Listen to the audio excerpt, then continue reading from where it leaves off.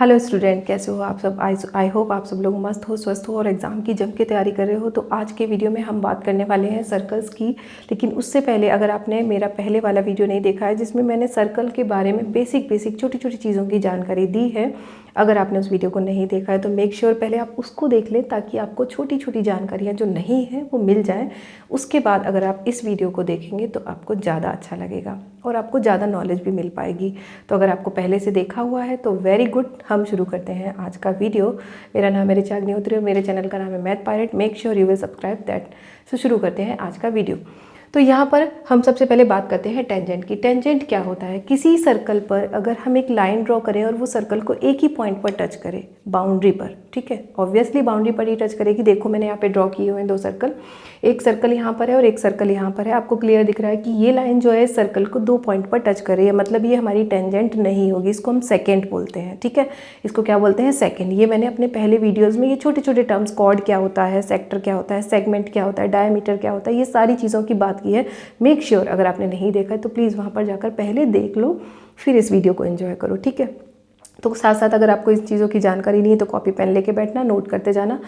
तो यहाँ पर देखो, ये लाइन दो पॉइंट पे टच करी तो ये सेकेंड होगी और ये क्या हो जाएगी? हमारी टेंजेंट। मतलब एक पॉइंट पर जो लाइन किसी सर्कल को टच करती हुई, पास करती हुई निकल जाए तो वो हमारी टेंजेंट कहलाती है।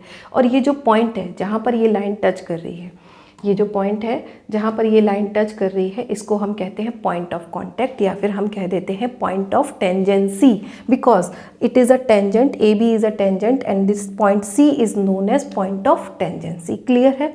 हमने क्या समझा कि एक लाइन अगर किसी सर्कल को एक ही पॉइंट पर टच करती हुई निकलती है तो उसको हम कहते हैं tangent, and the point that touches the circle is known as point of tangency या point of contact. Point of contact कहोगे तो ज़्यादा ईजी है, थोड़ा मुँह पे आता है तो उसको हम समझ के चलेंगे, ठीक है। तो मैंने यहाँ पे उसके बारे में ये सारी चीज़ें लिखी हुई हैं। ये हमारी सेकंड है और ये हमारी टेंजेंट है। तो मोस्टली हमें क्या करना है इस चैप्टर में? टेंजेंट को ही लेकर चलना है। तो इसको हम क्या करेंगे? अपने माइंड में सेट करके चलेंगे।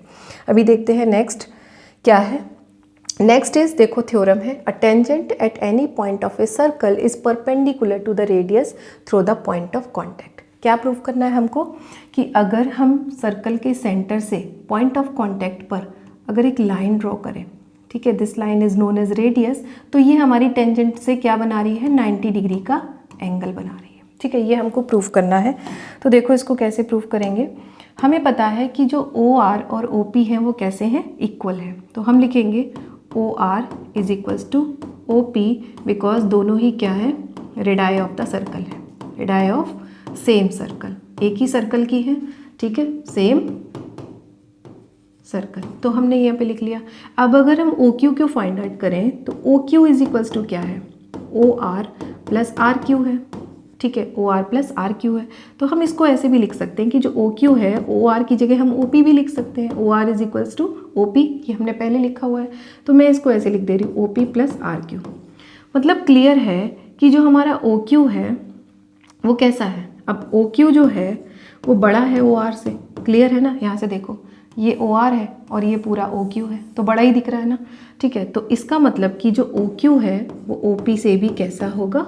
बड़ा ही होगा, ठीक। मीन्स कि यहाँ पर जो सबसे छोटा डिस्टेंस है वो ओ पी ही होगा। अगर आप कहीं और भी पॉइंट लेकर देखेंगे तो भी हमें यही आंसर मिलने वाला है। अगर मैं यहाँ पे एस पॉइंट ले लूँ तो O S is also greater than O P.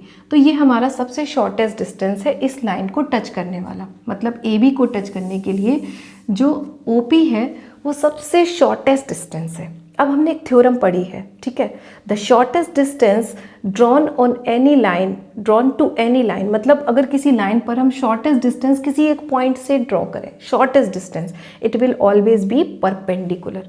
ये कैसा होगा? परपेंडिकुलर होगा। तो हम लिख सकते हैं the shortest distance from any point to a line, the shortest distance, फिर से समझ लो, the shortest distance from any point to a line makes always 90 degree angle. तो हम यहाँ पे लिखेंगे shortest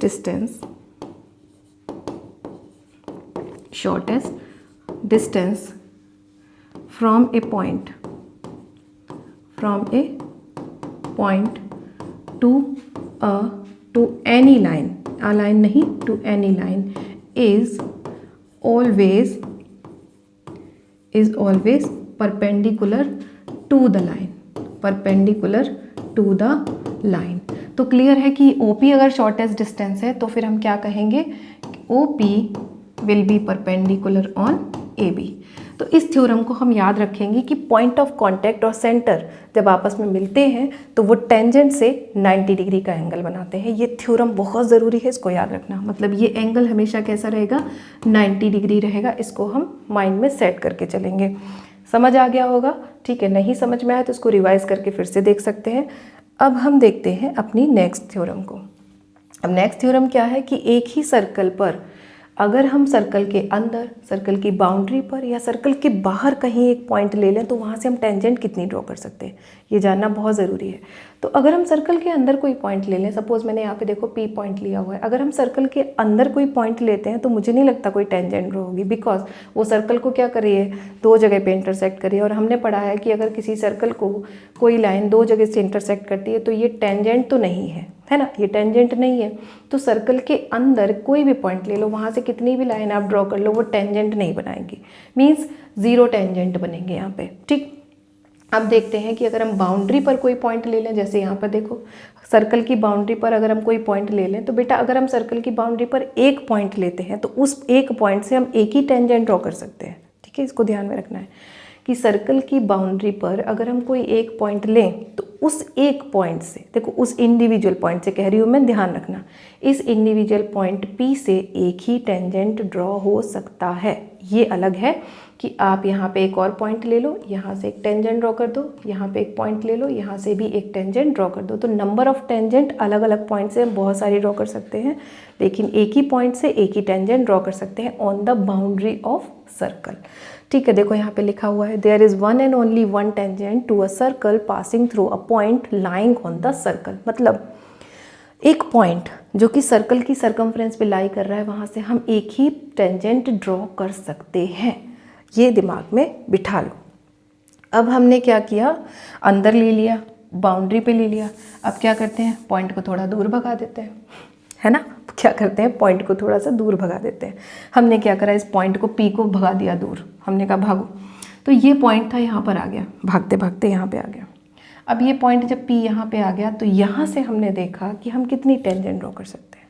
तो देखो यहाँ से हम दो टेंजेंट ड्रॉ कर पा रहे हैं, एक टेंजेंट ये जा रही है, एक टेंजेंट ये जा रही है। अच्छा हम तीसरी ड्रॉ करके देखें, अगर हम इसको इस तरीके से ड्रॉ करेंगे कहीं भी तो ये सर्कल को दो जगह पे क्या करने लगेगी, इंटरसेक्ट करने लगेगी। और अगर दो जगह पे इंटरसेक्ट करेगी तो ये टेंजेंट नहीं रहेगी, हम पढ़ चुके हैं। तो टाइम वेस्ट क्यों करना है इसको ड्रॉ करके, क्लियर है। हमने क्या समझा कि अगर सर्कल के बाहर हम कोई टेंजेंट ड्रॉ करना चाहें बाहर के पॉइंट से, एक्सटर्नल पॉइंट से, तो हमें दो टेंजेंट मिलेंगी। और ये टेंजेंट का आपस में बड़ा ही गहरा नाता है, ये आपस में बहुत कुछ बॉन्डिंग लेकर आए हैं। इन बॉन्डिंग को हम आगे आगे समझेंगे, ठीक है। तो समझते जाओ। और समझ आ रहा है ना, समझ आ रहा है तो क्या करो, लाइक कर दो, सब्सक्राइब कर दो अगर समझ में आ रहा है, क्योंकि ऐसे वीडियोस आपको मिलते रहेंगे, नोटिफिकेशन मिलेगा तो फ़ायदा भी होगा, ठीक है। तो हमने समझा कि सर्कल के अगर पॉइंट है, सर्कल के अंदर अगर कोई पॉइंट है नो टेंजेंट, सर्कल की बाउंड्री पर अगर एक पॉइंट है तो एक पॉइंट से एक ही टेंजेंट, सर्कल के बाहर अगर एक पॉइंट है तो उस पॉइंट से दो टेंजेंट हम ड्रॉ कर सकते हैं, ठीक है।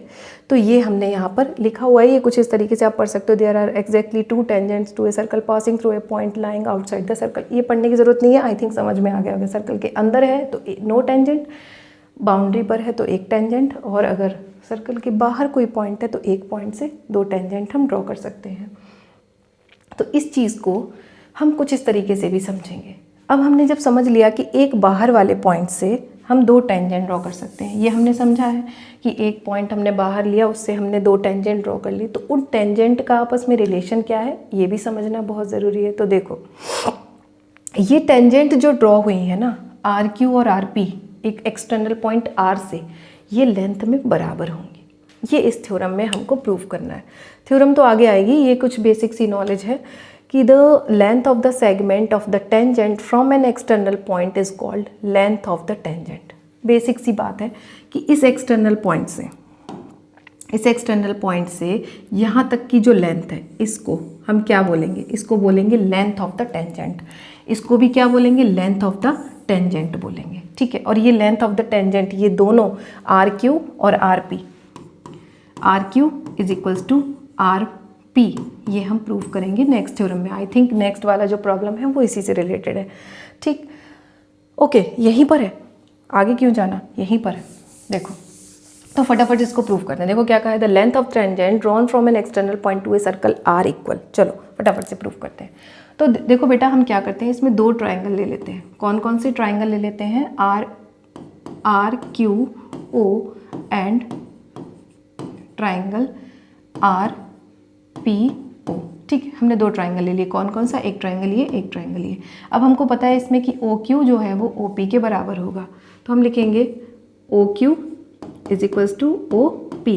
Reason, radii of same circle, same circle. देखो रीजन देना बहुत ज़रूरी है थ्योरम जब भी हम प्रूव करते हैं। तो radii of the same circle हो गया, ठीक। अब ये अभी हमने पीछे पढ़ा था कि ये जो पॉइंट ऑफ कांटेक्ट है ये हमारी सर्कल की रेडियस से एंगल कैसा बनाता है, 90 डिग्री। तो ये एंगल 90 होगा तो ये भी एंगल 90 होगा। मतलब हम लिखेंगे angle O Q R is equals to angle P O R is equals to 90 degree, ठीक है। ये किससे हुआ, बाई थ्योरम, बाई थ्योरम हो गया, ठीक, बाई थ्योरम हो गया। अब हमें पता है कि जो आर क्यू है वो दोनों में कॉमन है, तो हम लिख सकते हैं R O is equals to R O. कैसा है, कॉमन है, ठीक है, ये कॉमन है। तो सिंपल है ना, तीन चीज़ें हमारी कंफर्म हो गई, दो साइड बराबर हो गई और एक एंगल भी बराबर हो गया, तो थर्ड साइड ऑटोमेटिक हो जाएगी। मतलब हम लिख सकते हैं कि ट्राइंगल जो है वो R Q O is similar with triangle R P O, ठीक है। किस साइड से हुआ, दो साइड और एक एंगल से हो गया, ठीक। तो बाई CPCT हम ये कह सकते हैं, हम कह सकते हैं कि R Q is equals to क्या हो जाएगा, आर पी हो जाएगा। R Q is equals to R P by CPCT, corresponding part of congruent triangle. तो R P is equals to R Q हो गया, मतलब tangents are equal, tangents are equal in length. तो ये हमने prove कर लिया, ठीक है। देखो बेटा, tangents are equal in length मतलब दो टेंजेंट एक एक्सटर्नल पॉइंट से ड्रॉ करें तो वो इक्वल होती है, ये जानना बहुत ज़रूरी था क्योंकि इस पे न्यूमेरिकल्स आते हैं और इसको प्रूविंग करने के लिए भी आता है। तो ये हमने यहाँ पे समझ लिया कि ये दोनों टेंजेंट आर क्यू और आर पी कैसी होंगी, बराबर होंगी। अभी देखते हैं फटाफट से नेक्स्ट थ्योरम। अब देखो ये कह रहा है कि टू टेंजेंट्स आर ड्रॉन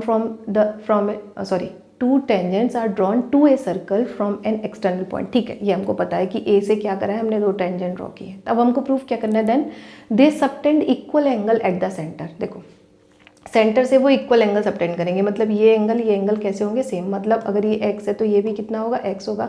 ये हम प्रूफ कर सकते हैं ना। देखो अभी पिछले वाली थ्योरम में हमने यही किया था।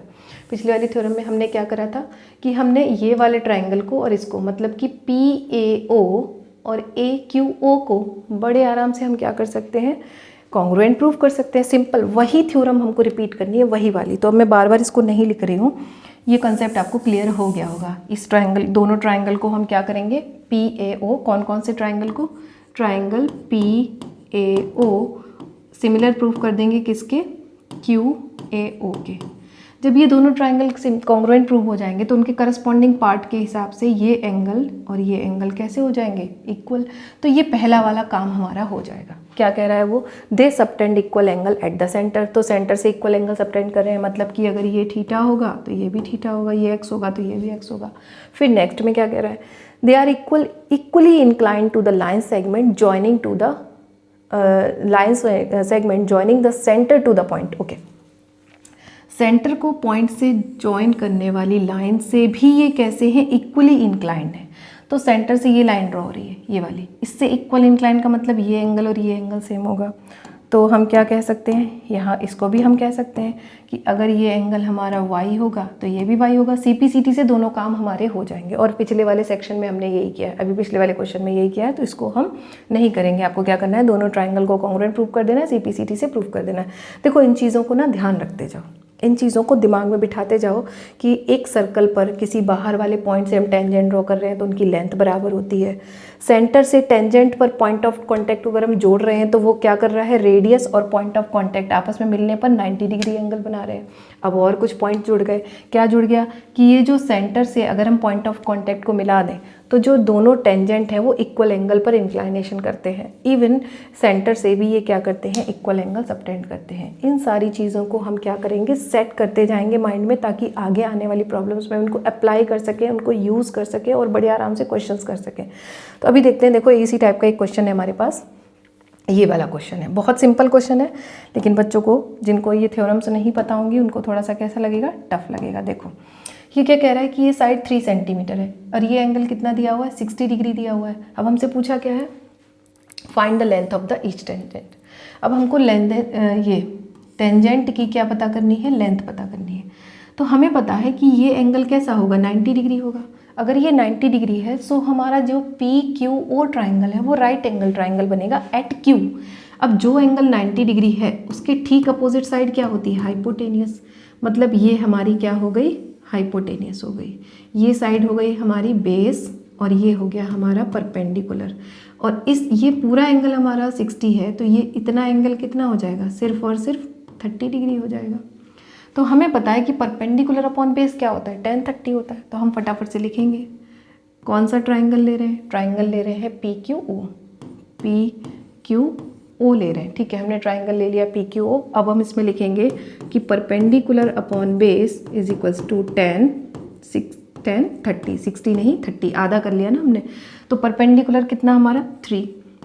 अब बेस हमारा क्या है, QP है, तो बेस हमारा हो गया QP।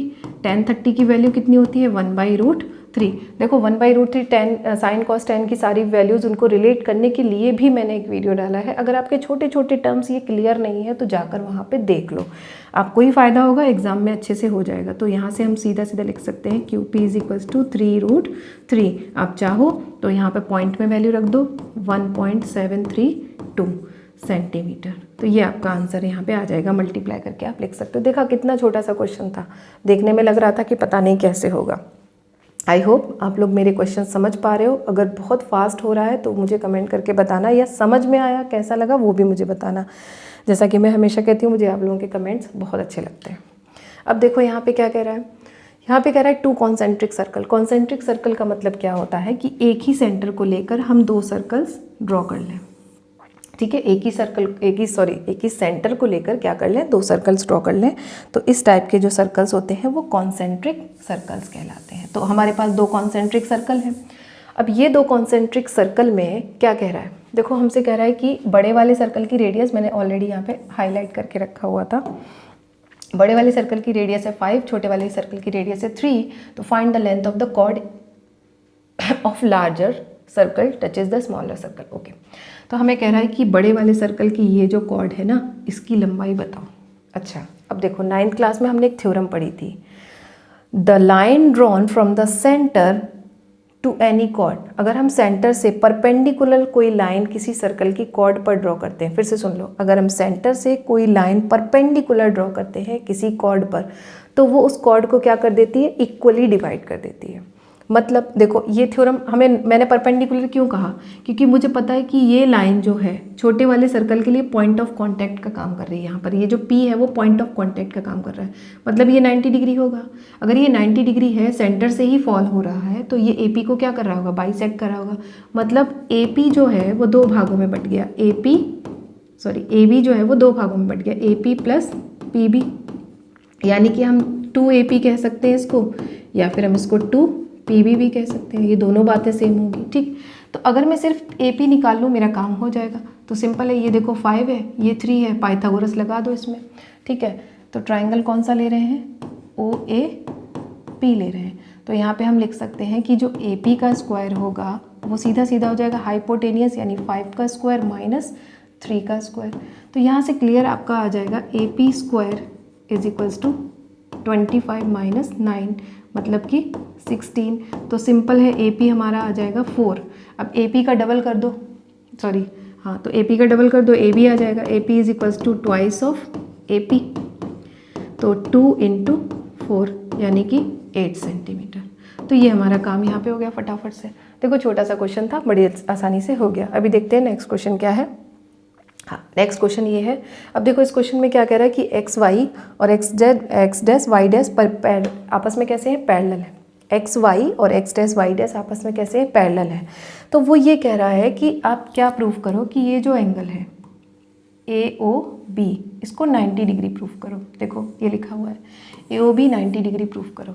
तो ये बड़े आराम से हो जाएगा। देखो हम क्या करेंगे, दो ट्राइंगल ले लेते हैं, 1 2 वाले ये दो ट्राइंगल ले लेते हैं। कौन से दो ट्राइंगल, एक तो ये वाला ट्राइंगल ले लेते हैं,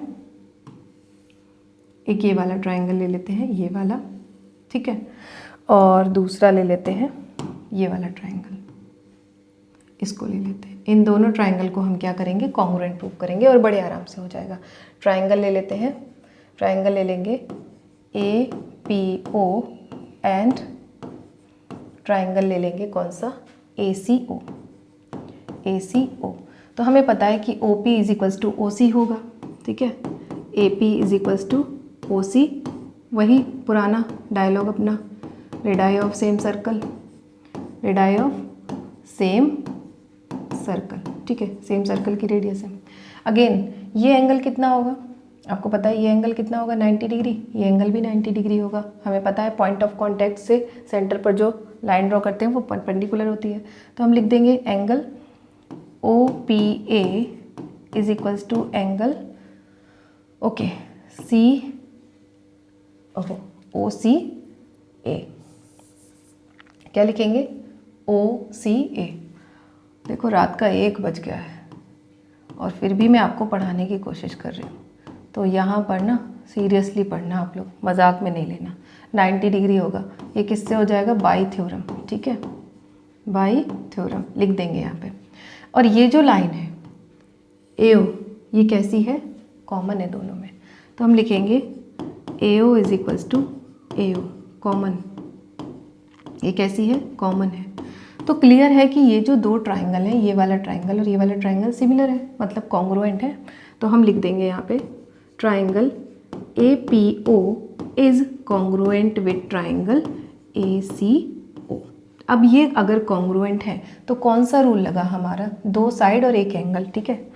अब यहाँ पे देखो, तो बाई CPCT हम फिर से कह सकते हैं, बाई CPCT हम कहेंगे, क्या कहेंगे कि 1 और 2 बराबर है। वैसे भी हम पिछली थ्योरम में ये डिस्कस कर चुके हैं, तो मैं डायरेक्ट भी आपको बोल सकती थी 1 और 2 इक्वल है। पिछली वाली थ्योरम हम कर चुके हैं ना, 1 और 2 बराबर होंगे। तो इसको हम मान लेते हैं इक्वेशन नंबर 1। सिमिलरली करके बेटा हम 3 और 4 को भी प्रूव कर सकते हैं, ठीक है। तो सिमिलरली, अब बार बार नहीं लिखना आपको, देखो एग्जाम में भी नहीं लिखना और यहाँ पर भी मैं नहीं लिख रही हूँ। सिमिलरली करके आप लिख दो कि ट्राइंगल जो होंगे कौन कौन से, QOB, देखो QOB is congruent with triangle कौन सा, BOC। तो यहाँ से क्या हो जाएगा, angle 3 is equals to angle 4 हो जाएगा। इसको मान लो इक्वेशन नंबर 2। अच्छा, अब अगर इन सबको हम जोड़ दें, देखो अब मैं क्या कर रही हूँ, 1 2 3 4 सबको जोड़ दूँ, तो ये क्या बनेगी, एक स्ट्रेट लाइन बनेगी, PQ बन जाएगी। और PQ एक स्ट्रेट लाइन है तो इसका सम कितना होता है, 180 डिग्री होता है। तो हम लिखेंगे कि एंगल 1 प्लस, दिखेगा नहीं आपको वहाँ से, तो हम क्या कर रहे हैं, दूसरा कलर ले रहे हैं, दूसरा कलर रेड ले लेते हैं, ओके। तो हम लिखते हैं angle 1 plus angle 2 plus angle 3 plus angle 4 is equals to 180 degree. Reason क्या है, देखो हर चीज़ का रीज़न लिखेंगे। PQ is a straight line, PQ is a straight line, ठीक। अब PQ is a straight line, अब मुझे पता है कि 1 और 2 बराबर हैं, तो मैं यहाँ पे लिख सकती हूँ ट्वाइस ऑफ एंगल 2, 2 लिख सकते हैं ना इन दोनों को बराबर। अगर नहीं समझ में आ रहा है तो इसको ऐसे लिख लो, एक लाइन बढ़ जाएगी आपकी, ठीक है।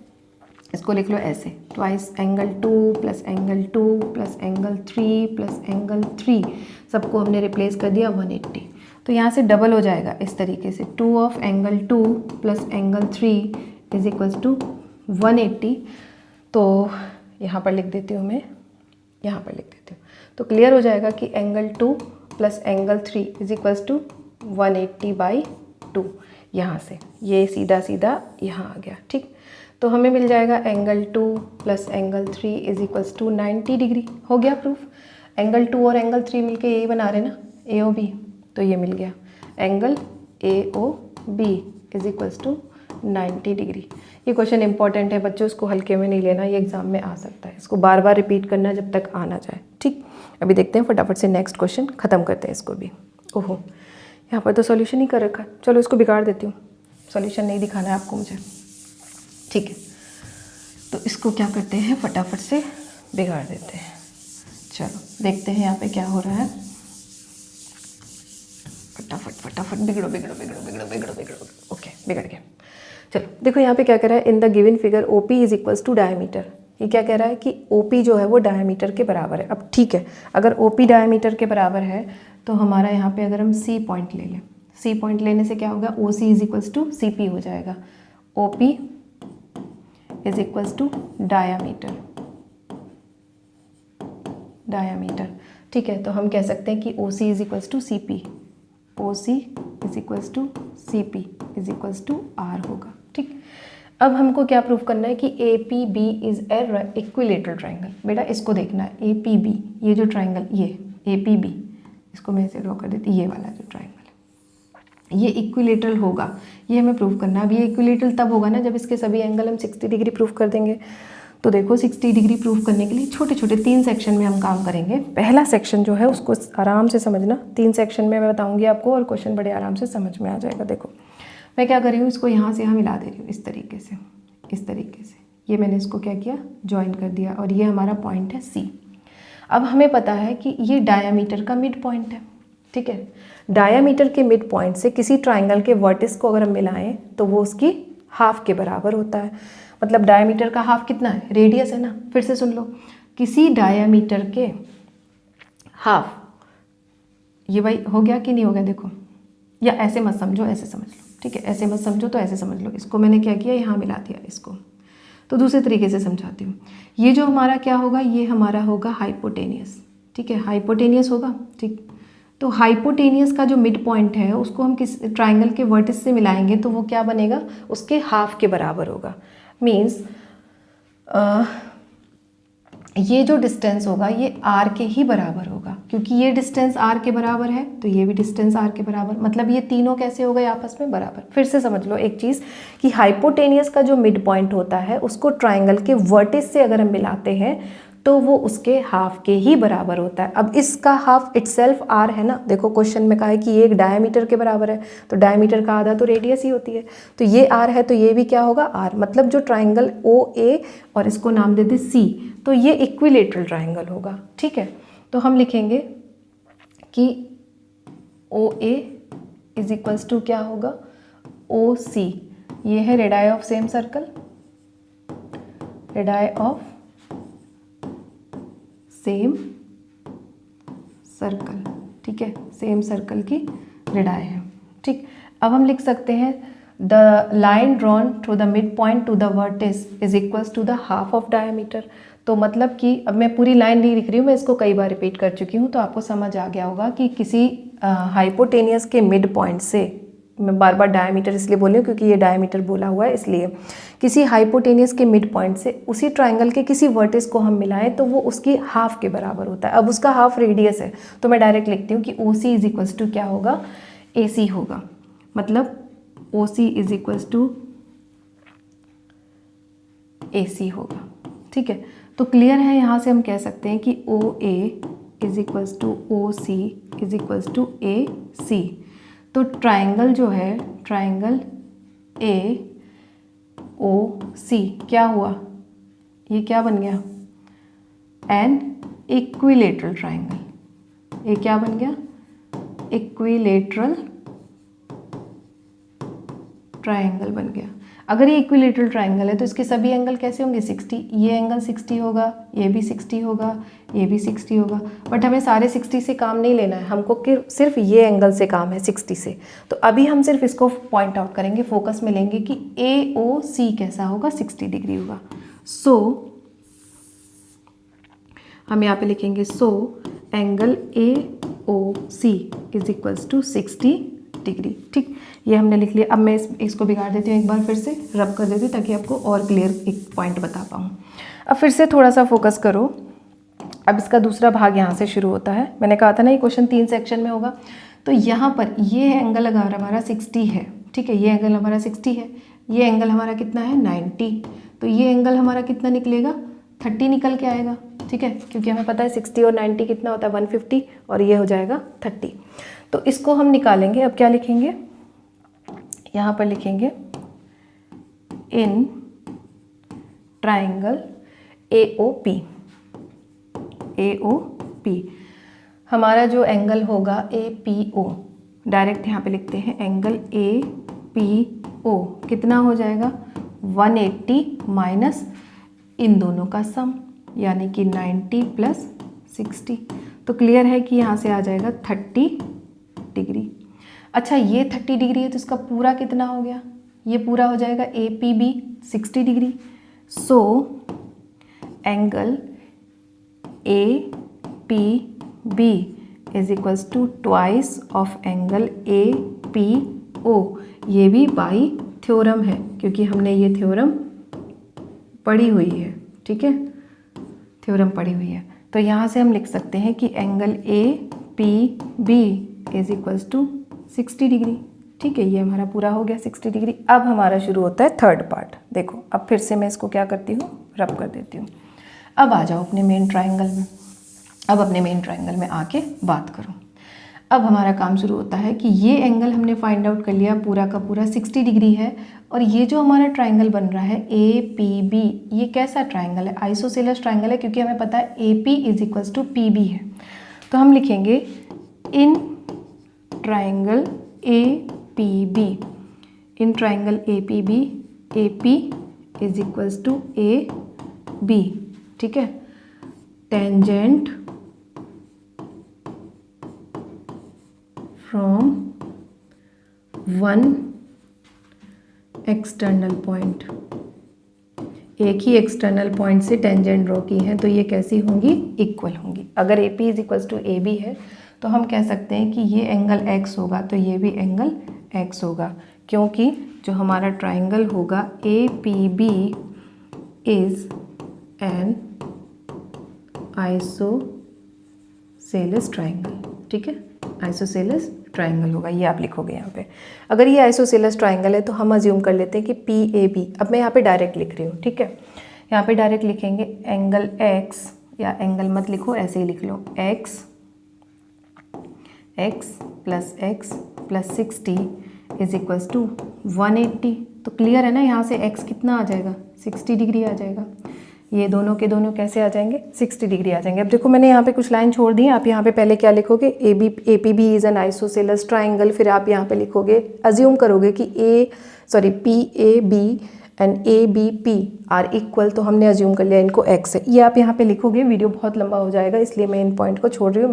मेरा काम है आपको कंसेप्ट समझाना, आपको कैसे लिखना है ये भी मैं यहाँ पे एक्सप्लेन करती जा रही हूँ। तो यहाँ पर ये दोनों X हमारे बराबर आ गए। ये भी एंगल हो गया 60 डिग्री और ये भी एंगल हो गया 60 डिग्री, ठीक है। अगर ये दोनों 60 हैं और ये ऑलरेडी 60 था, तो हम कह सकते हैं कि जो ट्राइंगल होगा, so triangle APB will be an equilateral triangle, ठीक है, ये हम कह देंगे कि ये इक्विलेटरल ट्राइंगल होगा। तो आई होप कि आज के क्लास में आपको बहुत सारी चीज़ें क्लियर हुई होंगी, लाइक टेंजेंट वगैरह। अगर इसके आगे की ABC आपको नहीं आती है तो आप क्या कीजिए, पहले वाला वीडियो देखो और फिर इस वीडियो को देखो। In the next video we will talk about some basic and some important questions. So make sure कि आप उसको भी ज़रूर देखें, क्योंकि आपको उसमें बहुत सारे बेनिफिट्स मिलने वाले हैं। और उस वीडियो में या उस क्लास में हम बात करेंगे उन क्वेश्चंस की जो बहुत ज़्यादा चांस होंगे आपके एग्ज़ाम में आने के, तो उसको ज़रूर देखना। और यस बच्चों, अगर आपको समझ आते हैं, मेरे पढ़ाने का तरीका समझ आता है, क्वेश्चन समझ में आते हैं, आपके लिए हेल्पफुल होते हैं, तो चैनल को सब्सक्राइब कर लो और अपने दोस्तों को भी शेयर करो, ताकि वो भी एग्ज़ाम में अच्छे मार्क्स पा पाएँ, ठीक है। तो आज का सेशन यहीं पे ख़त्म करते हैं।